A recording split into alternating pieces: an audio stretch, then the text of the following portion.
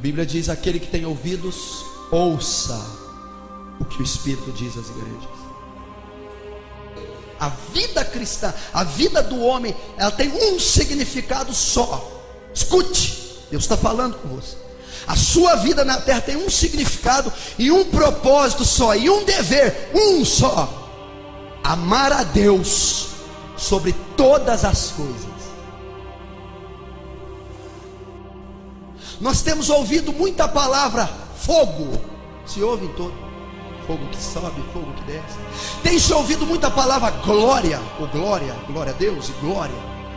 Tem-se ouvido muita palavra prosperidade. Tem-se ouvido demais a palavra bênção. Tem-se ouvido demais a palavra promessas de Deus. Mas não tem-se ouvido a maior palavra que representa, simboliza e se identifica com o Evangelho, com a pessoa de Deus e com a Bíblia. Não tem se ouvido a palavra amor. E toda a Bíblia, toda a lei se resume em amor. O maior mandamento da Bíblia é amor. A Bíblia diz que Deus é amor. A própria Bíblia é uma carta de amor, está alicerçada em amor. E não temos ouvido. A igreja não tem sido ensinada e não tem aprendido o que é amar a Deus.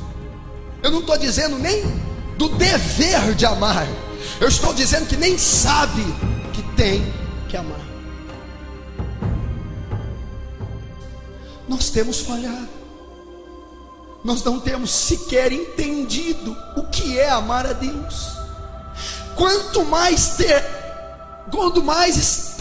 estar amando Ele.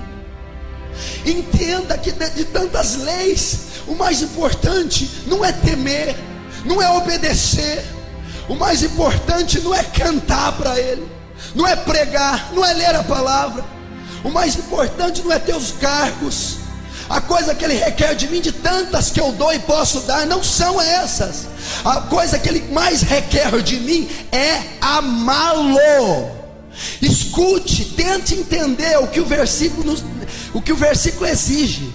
O maior sentimento que um homem pode ter para com outro, ou para com qualquer outra coisa, o maior sentimento que você é capaz de expressar, você homem de carne e osso, mulher, o maior sentimento que você pode expressar é amor. E o maior sentimento que você pode expressar é o que Deus deseja e requer que você expresse a Ele: ame-o.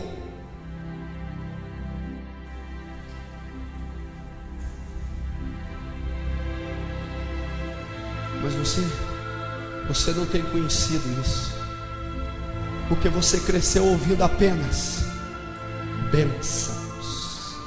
Você entende e subentende que um Deus existe só para te abençoar, que você é um coitado e que Deus é o maior Papai Noel do século. E você vai a Deus somente por uma necessidade. Você só tem ouvido que Deus dá, que Deus cura, que Deus prospera, que Deus liberta, que Deus batiza com o Espírito Santo. Então a sua mente está afetada por uma doutrina egoísta de petição. E nós não encontramos isso na Bíblia como fundamental. As minhas necessidades são supridas por Deus, mas em toda a Bíblia mostra que Deus, por todos os patriarcas da igreja, foi adorado, foi servido, foi louvado. O rei Davi, pouquíssimas passagens ele requer algo de Deus. A maioria das passagens ele entrega algo a Deus, ele oferece sacrifício, constrói templo a Deus, tenda a Deus, traz a arca de Obed-edom, serve a Deus, porque entende: eu tenho que amar. Mas temos falhado. A geração desse século está ensinando errado, está desviando o foco da igreja, está fazendo de uma igreja, de um cristianismo que não conhece a Deus, que não tem sentimento algum por Ele, que nem entende que necessita amá-lo e muito menos o ama.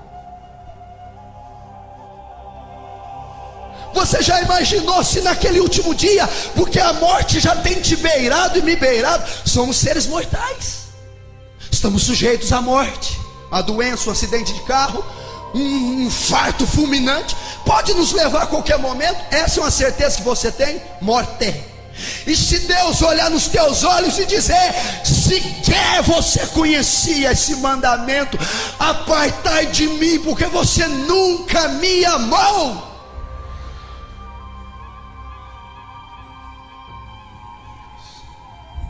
Nós temos uma responsabilidade muito grande. Olha o que foi confiado a nós fazer. Olha a responsabilidade que você tem, ser humano. Eu não estou pregando para a igreja, eu estou pregando para o ser humano, a imagem e semelhança de Deus.